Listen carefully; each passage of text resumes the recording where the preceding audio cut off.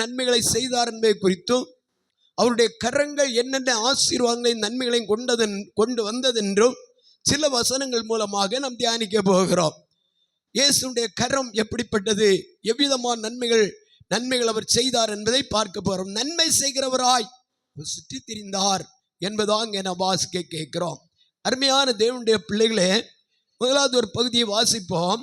மத்தேயு எழுதின சுவிசேஷம் அவருடைய 14ஆம் அதிகாரம் 29, 30, 31 வாசிங்க. மத்தேயு எழுதின சுவிசேஷம் 14ஆம் அதிகாரம் 29, 30, 31. அதற்கு அவர் வா என்றார். அப்பொழுது பேதுரு படவை விட்டிறங்கி இயேசுவினிடத்தில் போக ஜலத்தின் மேல் நடந்தான். காற்று பலமாய் இருக்கிறதை கண்டு பயந்து அமிழ்ந்து போகையில் ஆண்டவரே என்னை இரட்சியும் என்று கூப்பிட்டான். உடனே இயேசு தம்முடைய கையை நீட்டி அவனை பிடித்து அற்ப விசுவாசியே ஏன் சந்தேகப்பட்டாய் என்றார். இயேசு நடந்து வருகிறதை இந்த அருமையான பேதுரு பார்க்கிறார். பார்த்த உடனே பேதுருக்கு என்ன வருகிறது, இயேசுவை போல நான் என்ன செய்யணும், அந்த சமுத்திரத்தில் நடக்க வேண்டும் என்னுள்ள ஒரு ஆர்வம் வருகிறது. நாம இருந்தாலும் அந்த ஆர்வம் வரும் இல்லையா, நமக்கு அந்த தண்ணியில் நடக்க வேண்டும் என்றுள்ள ஒரு ஆர்வம் வரதான் செய்யும். இப்போது இயேசு நடக்கிறதை பார்த்த பேதுரு அவர் நானும் நடக்கிறேன் என்று அவர் கடந்து வருகிறார். இயேசு கட்டளை கொடுக்க நீ நடந்து வா என்று. ஆனால் கொஞ்ச நேரத்துக்குள்ள இந்த அருமையான இந்த பேதுரு என்ன ஆயிப்போகிறார், அமிழ்ந்து போகிறார். உடனே இயேசு தன்னுடைய கையை நீட்டி அவர் பிடித்து அப்படியே இதோ அந்த படகிலே சேர்த்து கொள்ளுகிறார். இந்த நாள் பகல் வேளையிலே தேவனுடைய சமூகத்தில் சில வசனங்களை கொஞ்சம் நாம் தியானிக்க போகிறோம். ஆண்டவராய் இயேசுடைய கரம் செய்ததான சில நன்மைகள், நன்மை செய்கிறவராகவே சுற்றி திரிந்தார். இயேசுடைய வார்த்தை, இயேசுடைய சப்தம், இயேசுடைய கண்ணீர், இயேசுடைய இந்த கரத்தினால் அவருடைய அவயங்களால் வந்த எத்தனையோ அற்புதங்களை வேத வசனத்து போல நாம் தியானிக்க முடியும். இன்னைக்கு அவருடைய கரத்தினால் நமக்கு கிடைத்த சில ஆசீர்வாதங்களை பற்றி பார்க்கிறோம். அருமையான தேவனுடைய பிள்ளைகளே, அந்த சமுத்திரத்தில் அவன் அமிழ்ந்து போகிறான். பிள்ளைகள் கொஞ்சம் அமைதியை உட்காருங்க. அதாவது சமுத்திரத்தில் அமிழ்ந்து போகிறான். அமிழ்ந்து போகும்போது ஆண்டவராய் இயேசு தன் கரத்தை நீட்டி பிடித்து தன்னண்டையில் சேர்த்து கொள்ளுகிறார். இன்றைக்கு நம்ம ஆண்டவராய் இயேசு இந்த பூமியில் வந்து செய்த முதல் வேலை என்ன? பாவத்திலும் சாபத்திலும் அக்கிரமத்திலும் சமுத்திரம் போன்ற இந்த உலகத்திலே அமிழ்ந்து போகிறதான ஜனத்தை மீட்டெடுப்பதற்காக தான் இயேசு இந்த பூமியில் வந்தார். ஒரு அல்லேலூயா சொல்லுவோம். நினைவிட வாழ்க்கையில பாவ சாப அக்கிரம கிரியைக்குள்ள அமிழ்ந்து போகிறார்கள். அந்த சங்கீதத்தில் நிறைய சம்பவம் அதுக்குள்ள இருக்கிறது. அந்த ஜனங்கள் புறஜாதிகளுடைய மார்க்கங்களை தெரிந்து கொண்டு பிசாசுக்கு என்ன செய்தாரலாம், பலியிட்டாரலாம். அவர்கள் தேவனை ஆராதிக்க, ஆண்டவருக்கு பிரியமான பாதை நடக்க மனமற்றவர்களாக ஆரோனையும் மோசையும் முறுமுறுத்து கொண்டு ஆண்டவருக்கு பிரியமில்லா பாதையில் போகிறார்கள். அதே போல இந்த உலகத்தின் ஜனங்கள், ரட்சிக்கப்படாத ஜனங்கள் இதோ பாவமாகிய கடலுக்குள்ளாக சமுத்திரத்துக்குள்ளாக இன்னைக்கு ஜனங்கள் மூழ்கி போகிறார்கள். அந்த மூழ்கி போகிறதான ஜனத்தை தான் மீட்டெடுப்பதற்கு ஆண்டவர் இந்த உலகத்தில் வந்து மகிமையான நன்மைகளை அவர் செய்திருக்கிறார். கரங்களை தட்டி எல்லாரும் கர்த்தரை ஸ்தோத்திரம் பண்ணி மையப்படுத்துவோம். வாசிப்போம். எபிரேயர் 2ஆம் அதிகாரத்தில் 14 வசனம் ஒன்று வாசிப்போம். எபிரேயர் 2:14. ஜீவகாலம் எல்லாம் மரண பயத்தினாலே ஆதலால் பிள்ளைகள் மாம்சத்தையும் இரத்தத்தையும் உடையவர்களாய் இருக்க அவரும் அவர்களைப் போல மாம்சத்தையும் இரத்தத்தையும் உடையவரானார். மரணத்திற்கு அதிகாரியாகிய பிசாசானவனை மரணத்துக்கு அதிபதியான பிசாசானவனை தமது மரணத்தினாலே அழிக்கும்படிக்கும்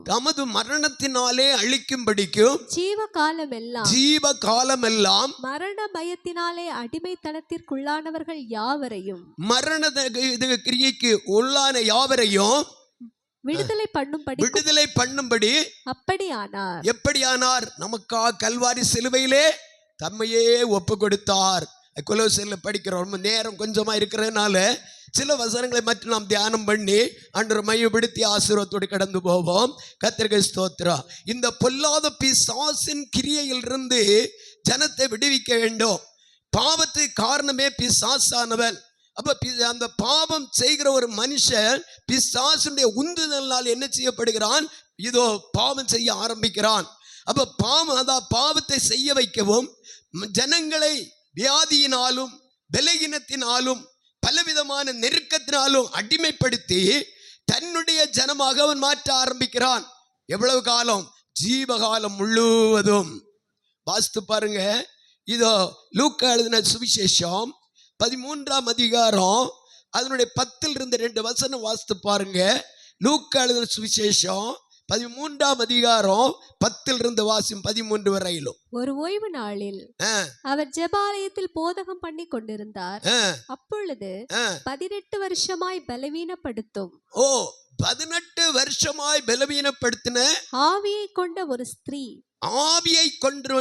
ஒரு ஸ்திரீ அங்கே இருந்தாள். எங்கே இருந்தாள்? ஜெபாலயத்தில் இருந்தாள். தொடர்ந்து அவள் எவ்வளவும் நிமிரக்கூடாத கூனியாயிருந்தாள். இயேசு அவளை கண்டு தம்மிடத்தில் அழைத்து ஸ்திரீயே உன் பலவீனத்தினின்று விடுதலையாக்கப்பட்டாய் என்று சொல்லி அவள் மேல் தமது கைகளை வைத்தார். தன்னுடைய கைகளை வைத்தார். உடனே அவள் நிமிர்ந்து தேவனை மகிமைப்படுத்தினாள். ஒரு அல்லேலூயா சொல்லுவோம். அருமையான தேவனுடைய பிள்ளைகளே, 18 வருஷமான இந்த கூனியான ஸ்திரீ பொல்லாத பிசாசுடைய வல்லமையினால் கட்டப்பட்டு கொஞ்சமே நிமிர முடியாதபடி பலகீனப்பட்டு கொண்டிருந்தாள். இன்றைக்கும் கூட பிசாசு என்ன செய்கிறான்? ஏதாயிலும் ஒரு பலகீனத்தை கொண்டிருக்கிறான். கைகால் தளர்வு, தலைவலி, குடலுக்குள்ள கஷ்டம், உடம்பெல்லாம் பலகீனம், தாங்க முடியாத நிலையில டாக்டரிடம் போகும்போது இனிமே இருந்து விடுதலை இல்லை என்று சொல்லக்கூடிய அளவுல பல பலகீனங்களை கொண்டு போடுகிறான் பிசாசு. அவன் என்ன செய்கிறான்? அடிமையாக்கி வைக்கிறான். எபிரேயரில் படித்தவள் ஜீவகாலம் முழுவதும் என்ன செய்கிறான்? அடிமையாக்கி வைக்கிறான். அப்படி இருந்த அந்த 18 வருஷமான இந்த கூனியான ஸ்திரியை இயேசு ஜெபாலயத்தில் கண்டு அவளை அழைத்து அவள் மேல் தன்னுடைய கரங்களை வைத்து அவளை சுகப்படுத்தினார். அவளிடத்தில் இருந்த பொல்லாத அசுத்தாவி அவளை விட்டு நீங்கினது. பூர்ணமான விடுதலை பெற்றுக் கொண்டாள். கரங்களை தட்டி எல்லாரும் கர்த்தரை ஸ்தோத்திரிப்போம். என் ஆண்டவராய் இயேசு நன்மை செய்கிறவராய் சுற்றி திரிந்தார். அவருடைய கரத்தினால் அநேக அற்புதங்களோ அடையாளங்களோ அதிசயங்களோ நடந்தது. தேவனுடைய பிள்ளைகளே, நம்முடைய வாழ்க்கையில நம்முடைய சரீரத்தில் இருக்கக்கூடிய பலவீனங்களை மாற்ற நம் தேவனால் முடியாதா? நிச்சயமாக முடியும். அது எந்த பலவீனமாயிருந்தாலும். அது எப்படி வருகிறது? சாத்தான் நம்ம என்ன செய்கிறான்? அடிமைப்படுத்துகிறான். அது மட்டுமல்ல, இன்னொரு பகுதியை வாசிப்போம். மார்க் எழுதின சுவிசேஷம் 1 அதனுடைய 40-41 வசனங்களை வாசிப்போம். அப்பொழுது குஷ்டரோகி ஒருவன் அவரிடத்தில் வந்து அவர் முன்பாக முழங்கால் படியிட்டு உமக்கு சித்தமானால் என்னை சுத்தமாக்க உம்மால் ஆகும் என்று வேண்டிக் கொண்டான். என்னை சுத்தமாக்க உம்மால் ஆகும் என்று வேண்டிக் கொண்டான். இயேசு மனதுருகி இயேசு மனதுருகி கையை நீட்டி அவனை தொட்டு எனக்கு சித்தம் உண்டு சுத்தமாகு என்றார். சுத்தம் ஆகு என்றார். இப்படி அவன் சொன்னவுடனே குஷ்டரோகம் அவனை விட்டு நீங்கிற்று.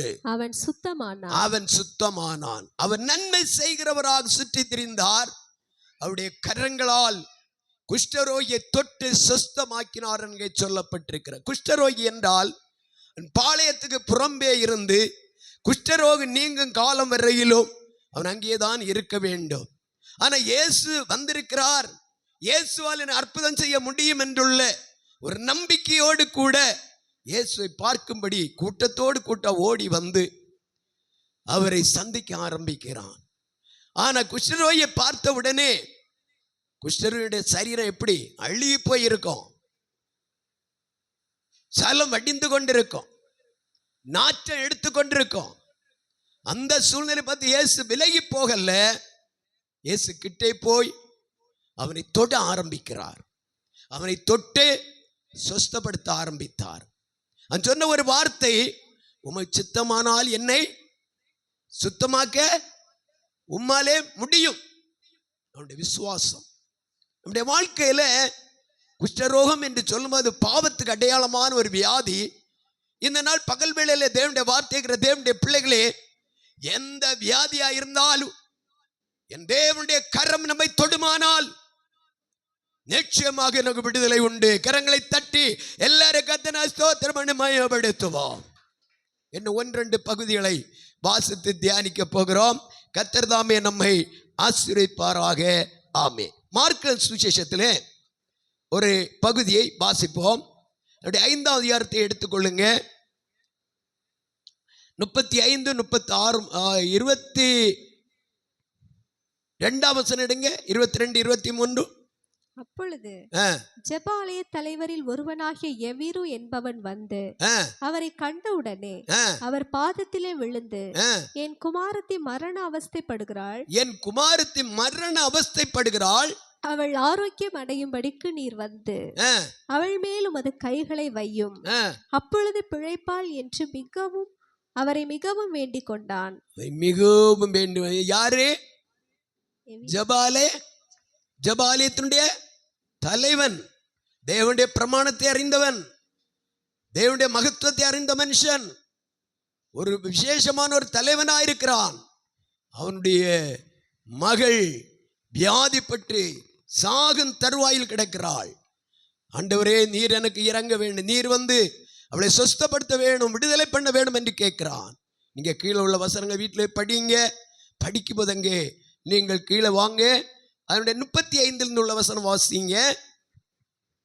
அவர் இப்படி பேசிக் கொண்டிருக்கையில் ஜெபாலய தலைவனுடைய வீட்டிலிருந்து சிலர் வந்து, உம்முடைய குமாரத்தை மரித்து போனாள், இனி ஏன் போதகரை வருத்தப்படுத்துகிறீர் என்றார்கள். அவர்கள் சொன்ன வார்த்தை இயேசு கேட்டவுடனே ஜெபாலய தலைவனை நோக்கி பயப்படாதே, நீ பயப்படாதே, விசுவாசம் உள்ளவனாய் இரு என்று சொல்லி பேதுருவையும் யாக்கோபையும் யாக்கோபின் சகோதரன் யோவானையும் தவிர வேறொருவரும் தம்மோடே வருகிறதற்கு இடம் கொடாமல் ஜெபாலய தலைவனுடைய வீட்டிலே வந்து சந்தடியையும் மிகவும் அழுது புலம்புகிறவர்களையும் கண்டு உள்ளே பிரவேசித்து, நீங்கள் சந்தடி பண்ணி அழுகிறது என்ன? பிள்ளை மரிக்கவில்லை, நித்திரையாய் இருக்கிறாள் என்றார். அதற்காக அவரை பார்த்து நகைத்தார்கள். எல்லாரையும் அவர் வெளியே போக பண்ணி பிள்ளையின் தகப்பனையும் தாயையும் தம்மோடே வந்தவர்களையும் அழைத்து கொண்டு பிள்ளை இருந்த இடத்தில் பிரவேசித்து பிள்ளையின் கையை பிடித்து, பிள்ளை பிள்ளையின் கையை பிடித்து தலித்தாகுமி என்றார். தலித்தாகுமி என்றார். அதற்கு சிறு பெண்ணே எழுந்திரு என்று உனக்கு சொல்லுகிறேன் என்று அர்த்தமாம். ஆமென். உடனே அடுத்த வசனம், உடனே சிறு பெண் எழுந்து நடந்தாள். அல்லேலூயா. அவர் நன்மை செய்கிறவராகவே சுற்றி தீர்ந்தார். என்ன நன்மை செய்தார்? பிசாசின் பிடியில் இருந்தவர்களை விடுதலை பண்ணது மட்டுமல்ல, மரித்து போனதான். எல்லாம் இங்க கவனிங்கம்மா, வீட்டுல பேசலன்னா வீட்டுல நிறைய நேரம் இருக்கு பேசுறதுக்கு, இங்க கவனிச்சு பாருங்க. மரித்து போனதான ஜெபாலய தலைவனுடைய மகளை ஆண்டவராய் இயேசு உயிரோடு எழுப்பி கொடுக்கிறார். அவருடைய கரம் எவ்வளவு வல்லமையுள்ள கரம், அவருடைய கரத்தில் எவ்வளவு மகத்துவம் வெளிப்படுகிறது. அந்த அவனுடைய விசுவாசத்தை ஆண்டவராய் இயேசு உறுதிப்படுத்துகிறார், தைரியப்படுத்துகிறார். நம்முடைய வாழ்க்கையில எந்த சூழ்நிலை என்ன ஆனாலும் நம்முடைய விசுவாசத்தில் எப்படி இருக்கணும்? உறுதியா இருக்கணும். காற்றின் அலை அடித்து, கடலின் அலையை காற்று அடித்து அங்கெங்க தள்ளுவது போல் இருக்கக்கூடாது. நமக்குள்ள ஒரு உறுதி இருக்கணும். என் தேவனால் இது முடியும், என் தேவன் எனக்கு இதை செய்வார், அவருடைய கரம் என்னை தொட வேண்டும், நான் அவருடைய பாதத்தை அமர்ந்திருக்கிறேன். அங்கிருந்த பதில் வருகிறது, அவள் இறந்து போனாள். போதகரை நீங்க என்ன செய்ய வேண்டாம், வருத்தப்படுத்த வேண்டாம்.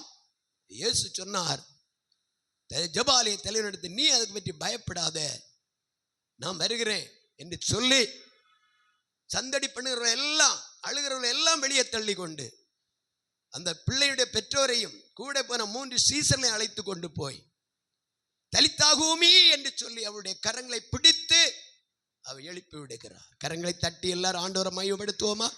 கரங்களை தட்டி கர்த்தரை மகிமைப்படுத்துவோம். ஹல்லேலூயா, ஹல்லேலூயா. இவ்வளவு பெரிய நன்மை செய்கிற தேவனை போல் இந்த உலகத்தில் எவருமே இல்லை.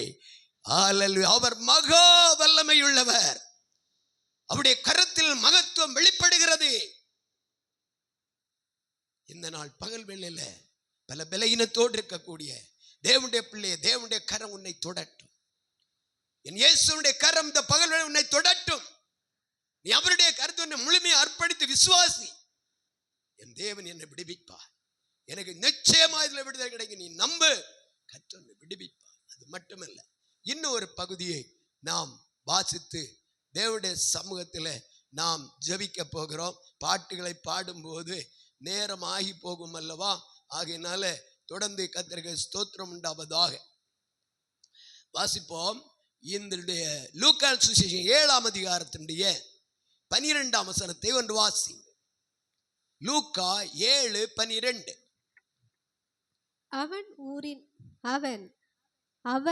அவர் ஊரின் வாசலுக்கு சமீபித்த போது மரித்து போன ஒருவனை அடக்கம் பண்ணும்படி கொண்டு வந்தார்கள்.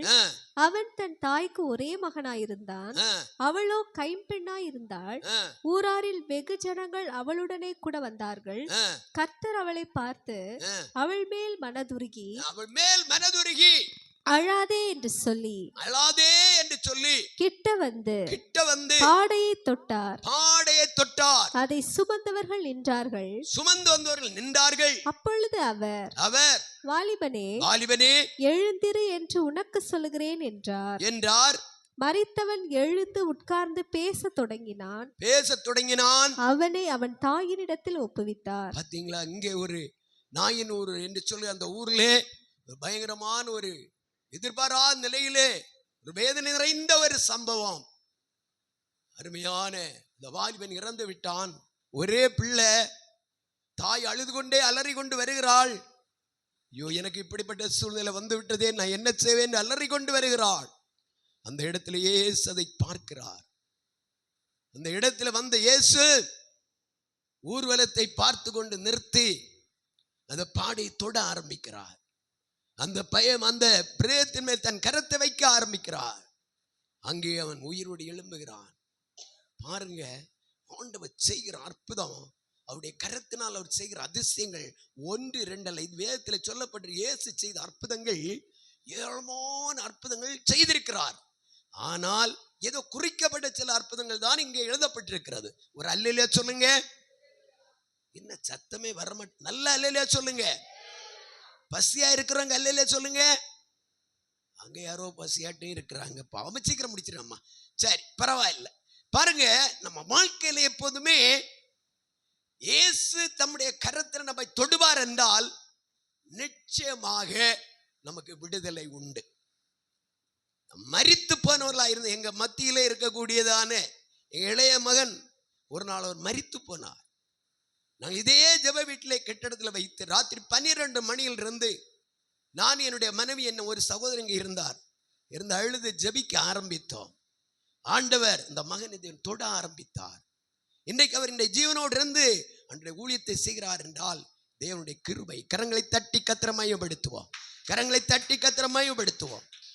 தேவன் நம்மை தொடும்போது நிச்சயமாக நம்முடைய வாழ்க்கையிலே அற்புதங்கள் நடக்கத்தான் செய்யும்.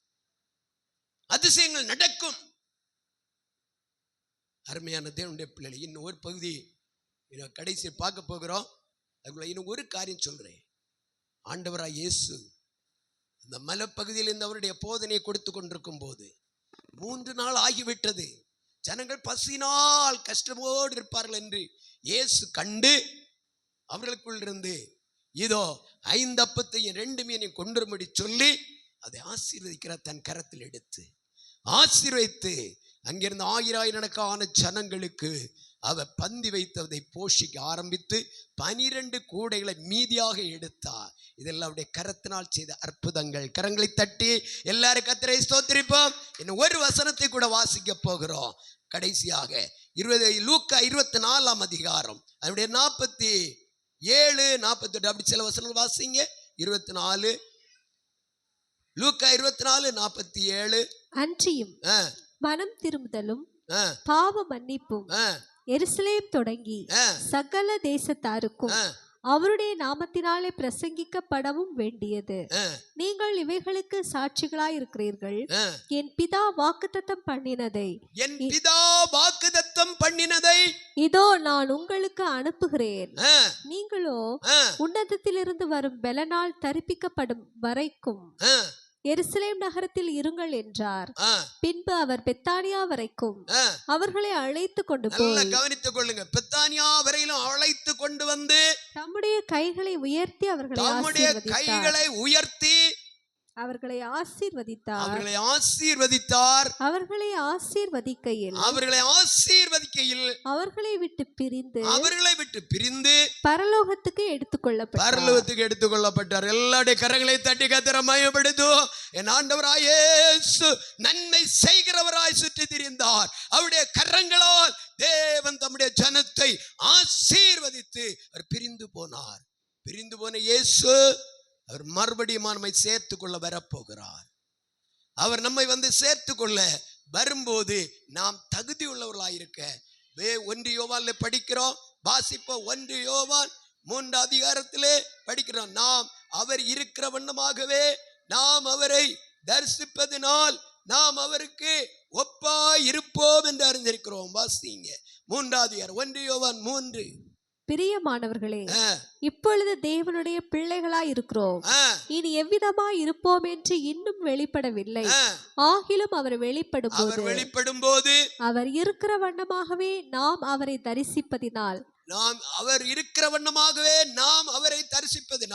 அவருக்கு ஒப்பாய் இருப்போம் என்று அறிந்திருக்கிறோம்.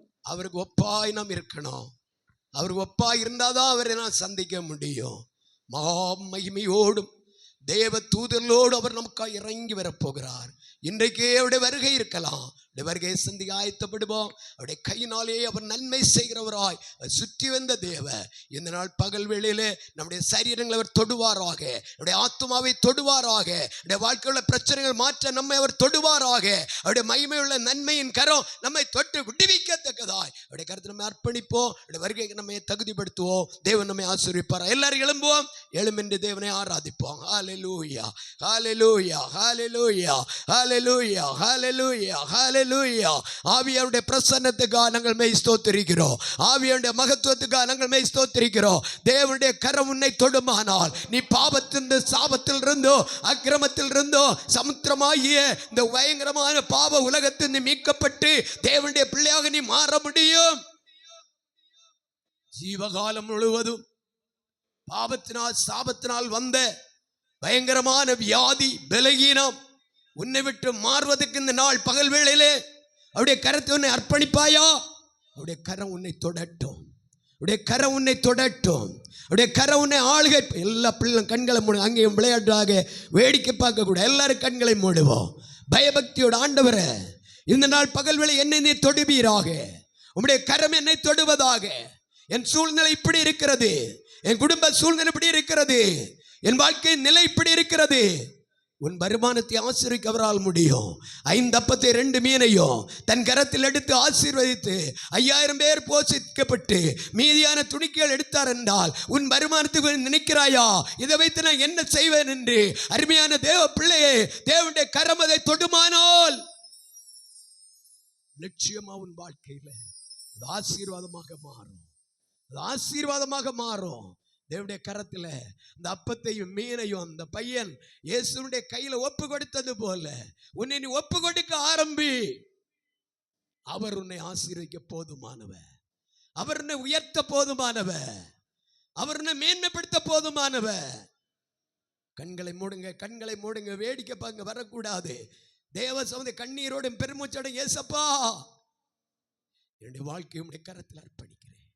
என் வருமானத்தை உடைய கரத்தில் அர்ப்பணிக்கிறேன். என் வீட்டின் சூழ்நிலை சரியில்லை, கடத்தின் மேல் கடம், நெருக்கத்தின் மேல் நெருக்கம், நான் எப்படி ஜீவிப்பேன்?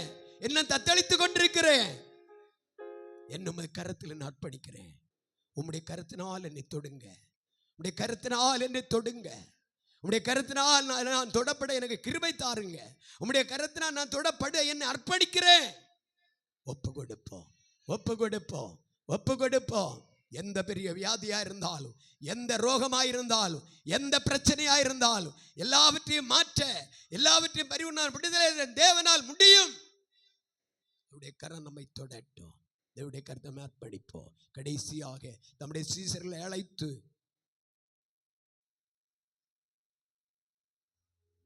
நம்முடைய சீசர்களை அழைத்து அவர்களை ஆசீர்வதித்தார். தேவனுடைய கருத்தை ஒப்பு ஆண்டவரே என்னை ஆசீர்வதிக்குமால முடியும். உங்கள் கருத்தில் அர்ப்பணிக்கிறேன். உடைய மகிமையான வருகையில நான் வந்து சேர என்னை தகுதிப்படுத்தும். அதுக்குரிய பரிசுத்தம் எனக்கு தாரும். நீர் இருக்கிற வண்ணமாக நான் உம்மை தரிசிக்கத்தக்கதாய் என்னை பரிசுத்தப்படுத்துங்க, என்னை தகுதிப்படுத்துங்க. தேவனுடைய கருத்தை ஒப்பு கொடுப்போம், ஜெபிப்போம். ஹல்லேலூயா, ஹல்லேலூயா, ஹல்லேலூயா, ஹல்லேலூயா, ஹல்லேலூயா, ஹல்லேலூயா, ஹல்லேலூயா, hallelujah, hallelujah, hallelujah. Oh, glory.